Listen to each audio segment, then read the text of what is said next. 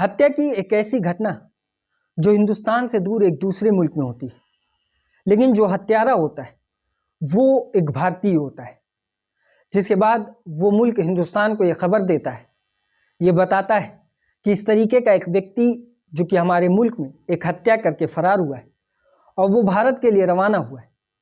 जिसके बाद भारतीय ऑफिशियल टीम के जरिए ये केस क्राइम ब्रांच को सौंपा जाता है और क्राइम ब्रांच की टीम इस केस को सॉल्व करने के लिए, इस कातिल, इस हत्यारे को पकड़ने के लिए कितनी मेहनत करती है और किस तरीके से वो अपने गेटअप को चेंज करती, अपने हुलिये को बदलकर एक दूसरे प्रोफेशन का गेटअप इख्तियार करती और कातिल तक पहुंचने की कोशिश करती। बल्कि इसी हुलिया चेंज करने की वजह से वो कातिल तक पहुंचती भी और उसे गिरफ्तार करती। आज की ये कहानी थाईलैंड की राजधानी बैंकॉक की है।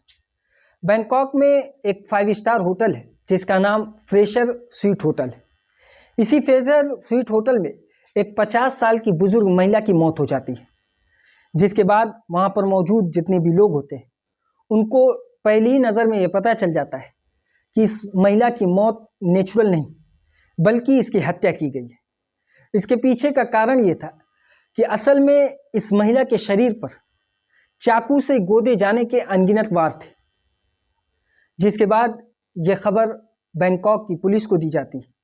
बैंकॉक पुलिस की एक टीम उस होटल में पहुंचती, बॉडी को अपने कब्जे में लेती और पोस्टमार्टम के लिए भेजती और साथ ही वहाँ पर जितने भी क्लू हो सकते थे, एविडेंस, उसे कलेक्ट करती और उस होटल में जितने भी गेस्ट थे उनसे बातचीत करती है, उनसे उनके बेगुनाह होने के प्रूफ लेती और साथ ही जो होटल का मैनेजमेंट था उनसे भी इस कत्ल को लेकर सवालात करती।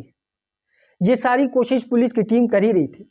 इसी दौरान पुलिस के द्वारा इस होटल के कॉरिडोर और जहाँ जहाँ पर भी सीसीटीवी कैमरे लगे हुए थे उन सारे कैमरे की फुटेज को खंगाला जाता है। पुलिस एक एक कर सारे कैमरे को खंगाल रही थी। इसी बीच पुलिस की नज़र कॉरिडोर से गुजर रहे एक व्यक्ति पर पड़ती। इस व्यक्ति को देखते ही पुलिस को इस व्यक्ति पर शक होता है और शक होने के पीछे का जो कारण था वो ये कि असल में इस व्यक्ति का जो हुलिया था वो एक अननेचुरल था।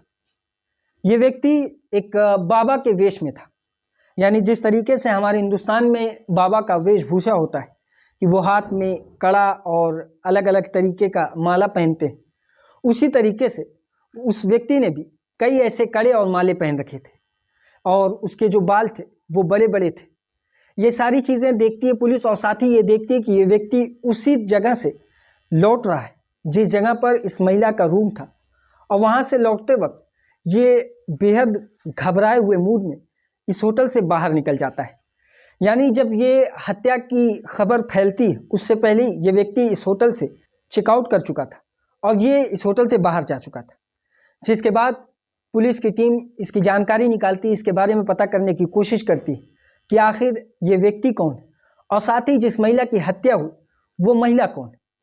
जानकारी निकालने के बाद बैंकॉक पुलिस को ये पता चलता है कि असल में ये जो महिला है ये महिला कोई आम महिला नहीं बल्कि ये एक मशहूर फैशन डिज़ाइनर है जिसका नाम विंड एल्बानो और साथ ही ये एक अमेरिकन फैशन डिज़ाइनर है जिसका ताल्लुक अमेरिका के फ्लोरिडा से। और जो ये दूसरा व्यक्ति है ये व्यक्ति इस महिला का बिजनेस पार्टनर है। जिसके बाद उस व्यक्ति की और जानकारी निकालने पर पता चला कि ये व्यक्ति असल में एक भारतीय मूल का निवासी जो कि अमेरिका और बैंकॉक अक्सर आया जाया करता है।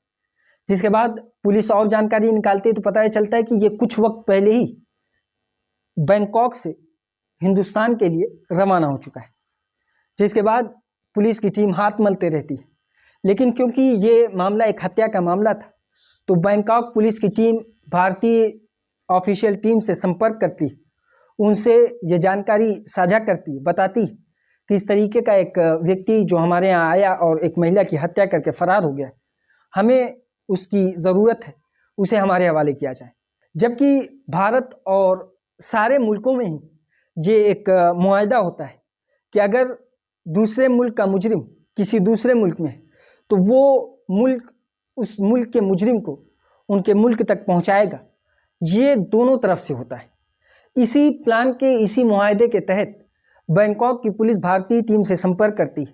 भारतीय टीम के जरिए इस केस को क्राइम ब्रांच और मुंबई की जो पुलिस की टीम होती है उसे सौंपा जाता है और इस व्यक्ति की जानकारी निकालने को कहा जाता है और इसे गिरफ्तार करके बैंकॉक के हवाले करने की बात कही जाती है।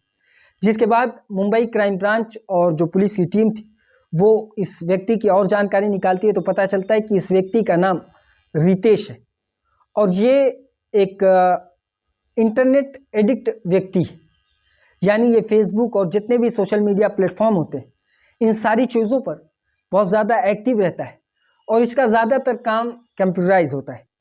और ये घटना 13 फरवरी 2012 की, जिस वक्त इंटरनेट और सोशल मीडिया प्लेटफॉर्म काफ़ी कम यूज़ किए जाते थे, लेकिन ये व्यक्ति उस वक्त भी काफ़ी ज़्यादा एडिक्टेड था। जिसके बाद पुलिस के द्वारा जानकारी निकाली जाती है, उसके घर जाया जाता है तो पता ये चलता है कि असल में इस व्यक्ति के पिता ने कुछ ही दिन पहले अपने बेटे की गुमशुदगी की रिपोर्ट थाने में लिखवाई है और ये मुंबई के ही एक लोकल पुलिस स्टेशन में रिपोर्ट दर्ज कराई गई है। और ये रिपोर्ट दर्ज कराने की जो तारीख थी वो तारीख 8 फरवरी 2012 की थी। आप ध्यान दीजिए कि ये हत्या का जो दिन था, जो तारीख थी वो 13 फरवरी 2012 थी और गुमशुदा की रिपोर्ट जो लिखाई गई थी वो 8 फरवरी 2012 की थी। यानी कुछ ही दिन पहले पिता ने गुमशुदगी का मामला दर्ज कराया था। जिसके बाद क्राइम ब्रांच की टीम यहाँ पर तफ्तीश करके हार जाती। वो ये देखती कि परिवार के लोग कुछ दिन पहले ही अपने बेटे की गुमशुदगी की रिपोर्ट लिखवाएं, यानी कि उनका बेटा उनके घर पर मौजूद नहीं। और आसपास के लोगों से पूछताछ करने पे ये पता चलता है कि वो इस इलाके में दिखा नहीं है कई दिनों से। जिसके बाद क्राइम ब्रांच की टीम एक दूसरा तरीका अपनाती है और वो तरीका था डिजिटल इन्वेस्टिगेशन का। यानी ये व्यक्ति इंटरनेट एडिक्ट था, यानी ये सोशल मीडिया प्लेटफॉर्म पे, अलग अलग प्लेटफॉर्म पे काफ़ी एक्टिव रहता था। तो पुलिस को यानी क्राइम ब्रांच को ये लगा कि हो सकता है ये अभी भी कई ऐसे प्लेटफॉर्म पर एक्टिव हो, तो हम उसके ज़रिए उसकी लोकेशन यानी उस तक पहुंच जाएंगे तो उसे गिरफ्तार कर सकते हैं। जब पुलिस की टीम डिजिटल इन्वेस्टिगेशन करती है तो पता चलता है कि ये व्यक्ति उस दिन से कोई भी ऐसे सोशल मीडिया प्लेटफॉर्म पर एक्टिव ही नहीं। जिसके बाद पुलिस यहाँ से भी खाली हाथ लौटना पड़ता है पुलिस की टीम को। अब पुलिस ये फैसला करती कि वो अलग अलग तरीके से इस केस की इन्वेस्टिगेशन करेगी और क्राइम ब्रांच और जो लोकल पुलिस थी वो एक प्लान तय करती है। प्लान ये कि पुलिस के कुछ ऑफिसर्स को एक दूसरा गेटअप तैयार करके दिया जाता है, यानी उसे एक पोस्टमैन का हुलिया दिया जाता है और उससे एक लेटर को उसके माँ बाप के घर के पते पर पहुंचाया जाता है और साथ ही उनके बेटे के बारे में, रितेश के बारे में जो भी जानकारी हो सकती है वो लाने के लिए कहा जाता है। जिसके बाद एक पुलिस का ऑफिसर पोस्टमैन का गेटअप तैयार करता है और वो उस गेटअप में उनके घर जाता है, उनसे बहाने बहाने से उनके बेटे के बारे में पूछताछ करता है। लेकिन परिवार के लोग उनको यही बताते हैं कि रितेश कई दिनों से गायब है, उसका उनके बारे में उनको कोई भी जानकारी नहीं, वो ये नहीं जानते कि उनका बेटा कहाँ पर। ये सारी जानकारी लेने के बाद पोस्टमैन के गेटअप का पुलिस ऑफिसर वापस आ जाता है, लेकिन क्राइम ब्रांच की जो टीम होती वो हार मानती नहीं। वो दोबारा से एक कुरियर बॉय का गेटअप तैयार करवाते हैं और पुलिस ऑफिसर जो कुरियर बॉय का गेटअप तैयार किया था वो दोबारा से उनके परिवार के पास जाता है। वहाँ जाकर उनसे उनके बेटे के बारे में पूछताछ करता है। बहाने बहाने से वो रितेश के बारे में जानकारी निकालने की कोशिश करता है। इसी दौरान परिवार के सदस्य के जरिए पुलिस के उस ऑफिसर को कुछ जानकारी मिलती है और वो जानकारी ये होती है कि परिवार को तो एग्जैक्ट लोकेशन नहीं पता कि उनका बेटा कहाँ पर है, लेकिन उन्हें ये पता है कि उनके कुछ दोस्तों से रितेश की बातचीत होती है और वो अक्सर रह रह के कुछ दिन पर अपने दोस्तों को मैसेज और कॉल किया करता है। जिसके बाद पुलिस की टीम, क्राइम ब्रांच की टीम को जैसे ही ये पता चलता है, पुलिस अब ये जानकारी निकालने की कोशिश करती है कि आखिर रितेश के वो कौन कौन से दोस्त हैं जिनसे रितेश की बातचीत होती है। जिसके बाद पुलिस की टीम ये जानकारी निकालने में कामयाब भी होती है, क्योंकि ये उनके दोस्त थे और इनका कोई ऐसा रिकॉर्ड या कोई इस तरीके का मामला नहीं था कि वो छिपते छिपाते फिरे, ये खुलेआम थे। तो उनके बारे में जानकारी निकालने के बाद जैसे ही पुलिस की टीम को ये पता चलता है, पुलिस की टीम अब उनसे मुलाकात करती है, उनसे पूछताछ का सिलसिला शुरू होता है। पूछताछ में वो इस बात को एक्सेप्ट करते हैं कि हाँ, रितेश से उनकी रह रहकर कभी बातचीत होती रहती, लेकिन वो एग्जैक्ट कहाँ पर है ये जानकारी उनको पूरी तरह से नहीं है, लेकिन कुछ लोकेशन उन्हें पता है जो कि रितेश के मुताबिक वो वहीं पर है। पुलिस को वो रितेश के दोस्त वो एड्रेस बताते हैं और वो एड्रेस था परभनी गंगाखेड़। परभनी गंगाखेड़ एक गांव या कस्बा था जहां पर दोस्तों के मुताबिक रितेश रुका हुआ है, वहीं पर वो मौजूद है।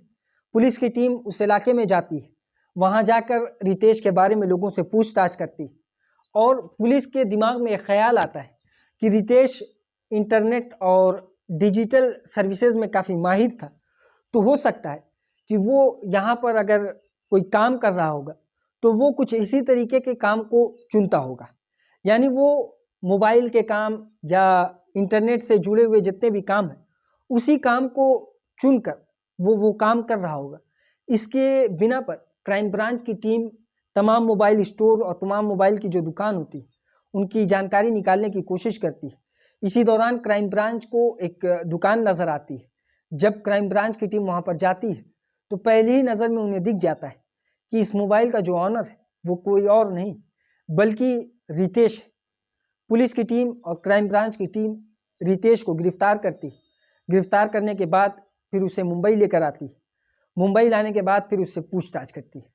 पूछताछ में सबसे पहला सवाल ये कि आखिर उस महिला की हत्या करने के पीछे का कारण क्या था, और हत्या करने के बाद वो बैंकॉक से फरार होने के बाद अपने घर आया या इस इलाके में जो गंगाखेड़ इलाका है वो इसी जगह को क्यों चुना छिपने के लिए।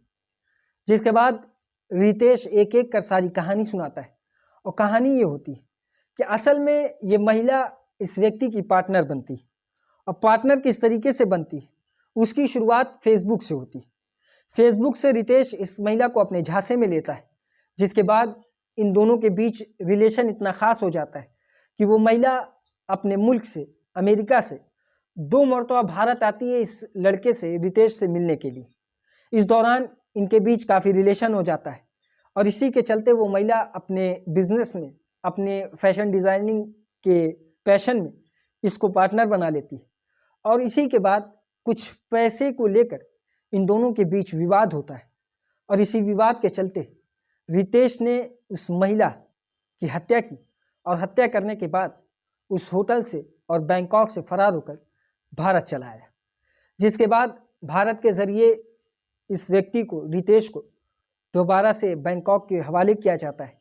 बैंकॉक में इसका केस चलता है और फिर अदालत की तरफ से जो भी इसकी सज़ा होती है रितेश को सुनाई जाती है। ये थी आज की कहानी। इसी तरह की और कहानी सुनने के लिए हमारी इस वीडियो को लाइक करें, हमारे चैनल को सब्सक्राइब करें और बेल आइकन को ज़रूर दबाएं।